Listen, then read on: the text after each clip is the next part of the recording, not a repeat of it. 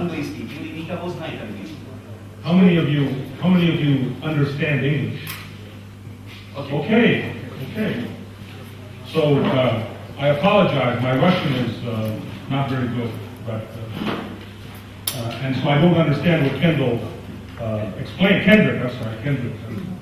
explained. But here we go.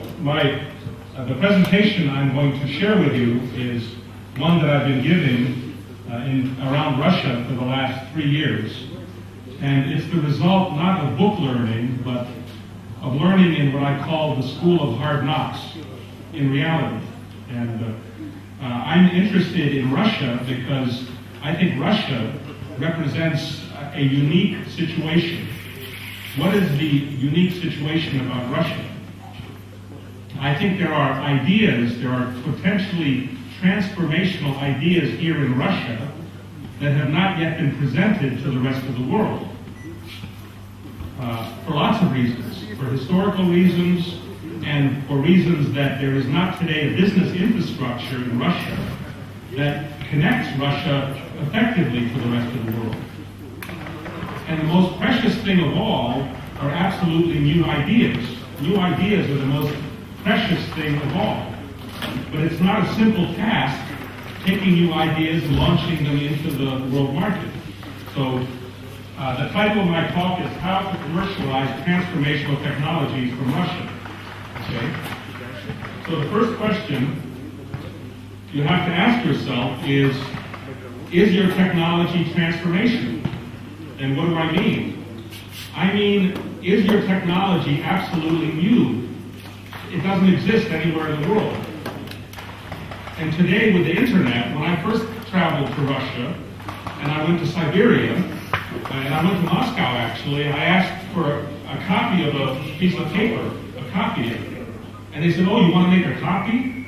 The copier is locked inside a special room with very few people have keys to this room because the copier is a very dangerous item because we don't share information 18 years ago. Okay. Today, you can go to the Siberia, you can go anywhere, and you have the internet. So the internet is absolutely open here in Russia, meaning to say Russians can examine what's going on in the rest of the world, can study what's going on in the rest of the world. And you have to study what's going on in the rest of the world to be able to answer this question. Do you know the competition? In other words, in your area of technology, you have to know what is being done anywhere in the world. And you have to be able to answer honestly that your technology is superior, is different, is superior. Okay. And if you can answer this, and only if you can answer this, then I think I have something of interest to you. Okay. Now, if that is the case, the thing you have to understand is 95% of the market for your technology is outside of Russia. Okay? Russia is the biggest country in the world, but it represents a very small part of the market for global technology. Intellectual property protection is absolutely essential to protect your interest.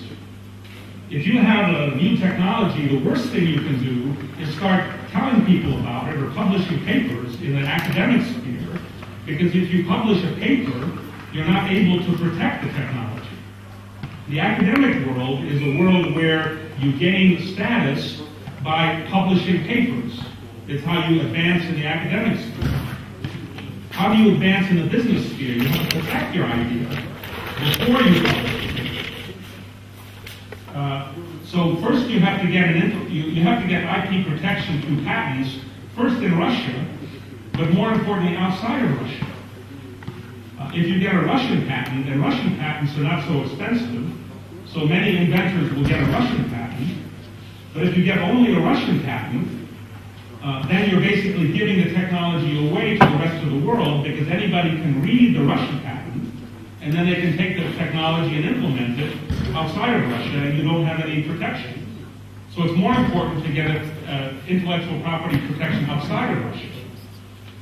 And you have to apply for a PCT patent within a year of the Russian patent, or you lose the right to protect your technology outside of Russia. So you have to make this decision within 1 year of filing the Russian patent. Now, there's also a difference between the structure of Russian patents and the structure of international patents. Basically, a Russian patent is like an engineering document which explains how you build something. An international patent takes that engineering explanation and calls it a preferred embodiment, just one example. And then an international patent attorney will try to get very broad claims that take this example and try to protect a very broad area of technology, to protect you from somebody copying, from making a very small change, but still having the same idea. So you need specialists who understand both the Russian patent system and the international patent system. And then you have to create a company outside of Russia. Why? Because you need to create a legal structure to which you assign these international patents. Once you have an international patent, you then assign it to a business entity outside of Russia, and now you have a legal framework to take next steps. As long as you only have a company in Russia, no Western company will license technology from a Russian company because there's too much business risk. Russia, step by step. You do not want to take this step before you take the protected step. Only after your technology is protected, then you need to demonstrate the technology in a Western framework. You need to create a prototype. Because a patent is not enough. A patent is necessary, but it's not sufficient. You then have to show the technology in a way that's understandable to potential partners and investors.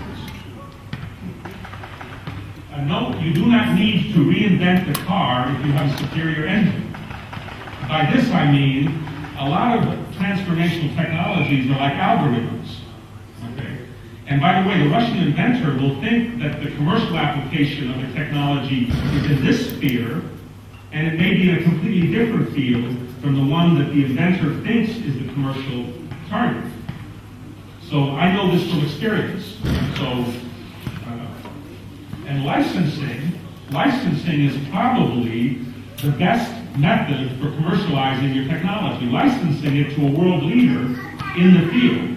Because once they have to deal with you, once they know that they can't, that your technology is protected by patent, you now are in a position where you have a strong negotiating position to license the use of that technology with Western companies. Now, is this a Russian brain drain? Okay, unfortunately, when the Soviet Union collapsed and Russia opened up, what a lot of clever Russians had to do to bring life to their technologies is leave Russia. Many went to Europe, many went to the United States to start new lives because they went to a new place where they could launch their ideas. Today, you don't have to do that. You can stay in Russia, okay? And this is exactly what I'm talking about. This is a legal framework which allows you to stay in Russia, but work with partners that are outside of Russia. Okay. So the key is developing partnerships where your interests are protected, and then you're working with partners who can take you to next steps.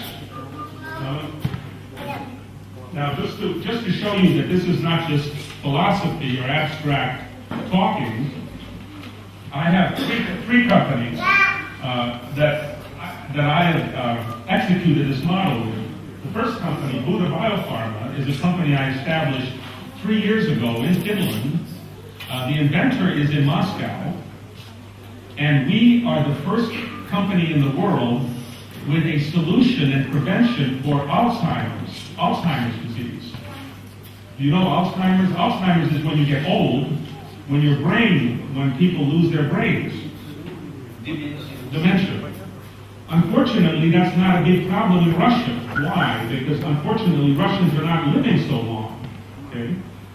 But in the Western world, people are living 90, 80, 90, 100 years old. This is the biggest unsolved problem. There's no solution today to this problem. But Dr. Igor Promitkin in Moscow has a solution. And so we formed a company in Finland, and we're now doing clinical trials in Kazakhstan, because Kazakhstan recognizes all the preclinical work that we've done in Russia, as well as the work we've done in Finland. The second company, Payless USA, the inventor is in Kazakhstan. This has to do with exercise equipment that can be used by very young people. Today, you can't use exercise if you're a professional athlete. You can't use exercise equipment until you're a certain age, because if you're too young, your muscles will be harmed. But he has a design which can be used by young people. And it can also be used by rehabilitation, and it can be used by, so it has a specific, it's a transformational technology. The third technology that I don't have here listed is a company called Fuzzy Chip, and the inventor is in Vladivostok, and he has an invention where today's digital world is yes, no, two conditions. He has a chip that has 5 conditions. Yes, maybe yes, don't know, maybe no, no. So this is very interesting as we go to artificial intelligence. This is an area that people in Vladivostok have been working with for years. It has to do with acoustics and so on. So we've patented it, and we're creating a company, and again, we're following this model. I want to briefly tell you about a third. I have formed a new website called www.vallilla.com, and on this website is an example of this, and also a book, a new book that I have written, and the name of my book is Banana in Russian. Why? Because my last name Vallilla, if you put it in English, it looks like banana. The last name looks like banana. The B looks like a B, and the L's look like N's. But it's the story of my 18 years of travel in Russia, at the beginning of which bananas were exotic elements. Bananas were coming into Russia from Finland. They were purchased in ones and twos, and they were very expensive. Today, you can get bananas everywhere. But the question today for Russia is, does Russia remain a banana republic based on oil and gas, or does it connect to the world through technology? And this is the key question, and I've seen a lot of progress on that, including this, this meeting here, and the people who are here. So you're all working on the alternative way that Russia should be connecting to the rest of the world. So you're invited to log on to that website and read the book, and it also has some articles that have been written by me and about me in Russia and in Finland. So thank you very much.